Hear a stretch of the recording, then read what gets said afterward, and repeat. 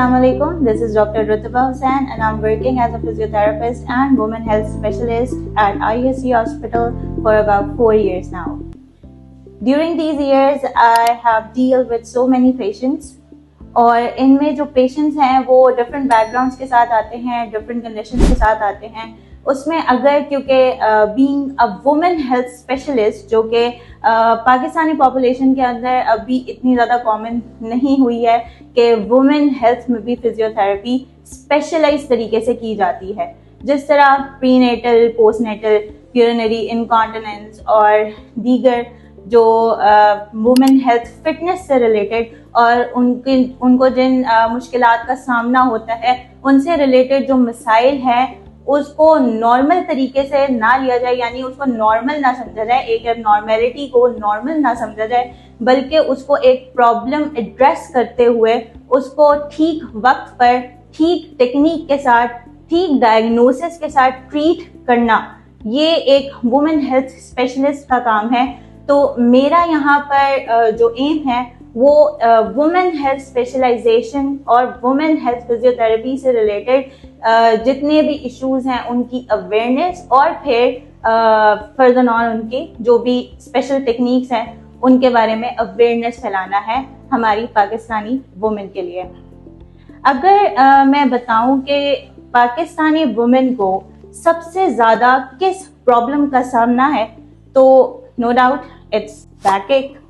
अब बैक एक सबसे पहले तो समझना ये जरूरी है कि बैक एक क्या कोई प्रॉब्लम है इटसेल्फ? नो, बैक एक बिल्कुल एक प्रॉब्लम नहीं है या ये इटसेल्फ एक इशू नहीं है, इसको कोई हम डिजीज नहीं कह सकते। In fact it's a symptom जो कि किसी अंडरलाइंग डिजीज के साथ प्रेजेंट करता है। अब वो अंडरलाइंग डिजीज क्या है ये हमें पेशेंट की हिस्ट्री जानकर पता चलता है।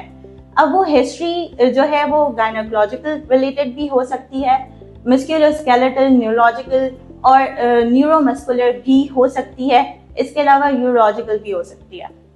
अब इसमें जो मेरे पास पेशेंट्स आते हैं, मैं अगर वो बैकएक के साथ प्रेजेंट करते हैं तो मेजर जो उनकी हिस्ट्री है, जो मेजर डायग्नोसिस है वो फिगर आउट करने के बाद मैं उनसे हमेशा एक सवाल करती हूँ कि क्या आपको अपने पेशाब को कंट्रोल करने में किसी मुश्किल का सामना है?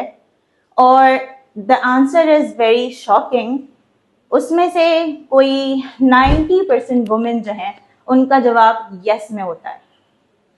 अब सवाल ये है कि ऐसा क्यों है और अगर ये इतना ही कॉमन है तो आज तक ये अनएड्रेस क्यों रहा है? अच्छा, मसले की तो अब हमने बात कर ली है, अब इसको हल कैसे करना है थोड़ा सा ये भी देख लेते हैं।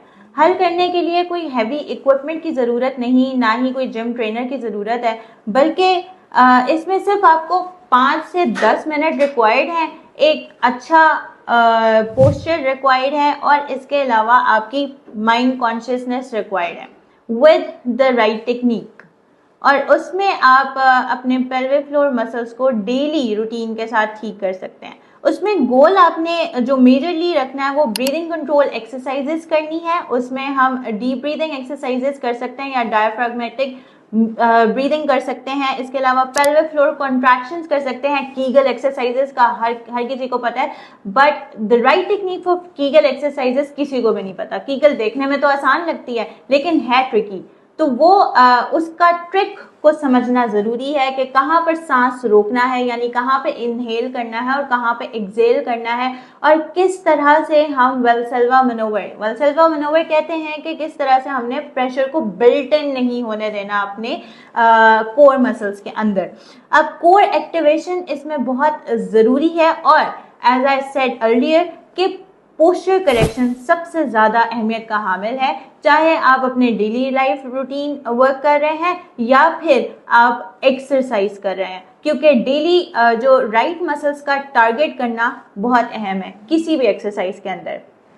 तो फाइनल मैसेज मेरा यही है to all the women who are watching my video right now कि अगर आप समझती हैं कि आपको अपने यूरिन पर कंट्रोल नहीं है या वो बाथरूम जाते जाते 1-2 कतरे निकल जाते हैं, तो बिल्कुल इसको नॉर्मलाइज करने की ज़रूरत नहीं है, क्योंकि अकॉर्डिंग टू द एविडेंस हम 75% कॉज को ख़त्म करके दोबारा से पेल्विक फ्लोर मसल्स को रीगेन कर सकते हैं in a matter of just 5 minutes.